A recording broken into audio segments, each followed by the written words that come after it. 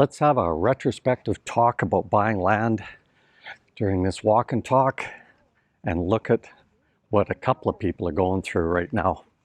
Hi, Zabiga.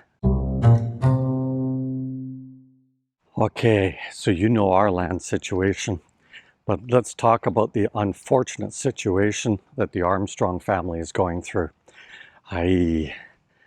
Now, when Lynn and I started watching their channel, one of the very first things that Lynn said, and she said it on the second build too, oh my goodness, she said, they better put that land up.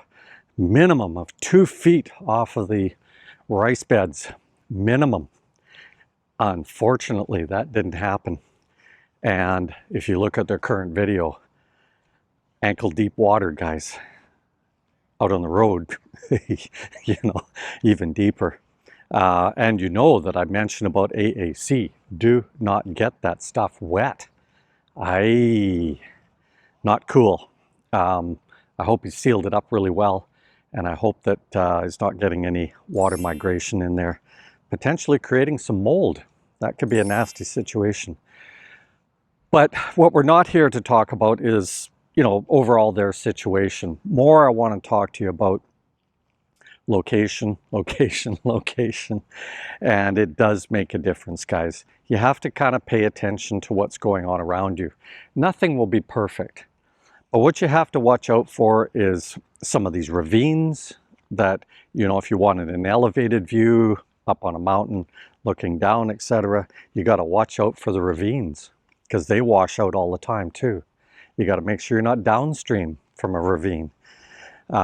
All sorts of different things that you need to look at that make it a lot more obvious once you start putting your nose to the grindstone, as it were, and really paying attention to land as you go.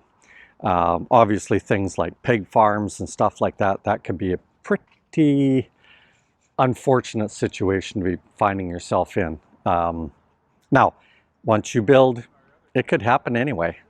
The country is based on agriculture, right? If you're going to do provincial. But be aware of this stuff, guys. You know, there is some pretty fundamental things. Like we knew with our land, I wanted to be fairly close to the front, and I wanted to be able to have that exposure of seeing the ocean clearer and all of that type of thing without looking through a narrow lens. But we knew enough to be back far enough that, you know, any potential slippage or whatever, because initially we had no intentions of putting in what they call a reprop or the seawall. We had no intentions of putting that in right away. That was going to be happening down the road. And I'm glad the guy came to us. He told us what his price was. It wasn't going to interfere with our budget at all.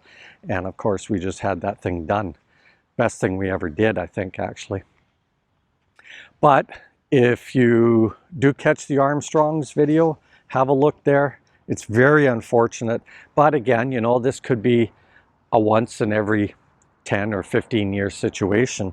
But, you know, that's the kind of stuff that hits the news in a Western country. And let it go, let it go. Anyway, but I do feel for them. This is a very, very unfortunate situation here with that typhoon that dropped so much water on their land. Yikes. But again, Lynn could see it in advance. She knew exactly what was going to happen. You just got to hope that that storm doesn't happen. And the other thing to mention too about rice fields, guys, is you got to remember that the government spent a lot of time back in the 70s and such, you know, getting farmers to put in the waterways and stuff like that. The idea was the uplands would flood first and get the rice off of it, and then keep that flooding going down on purpose. Those rice fields they appear to all be flat, but they still were trying to manage the water so that it would go from one field to the next, or one property section to the next, right?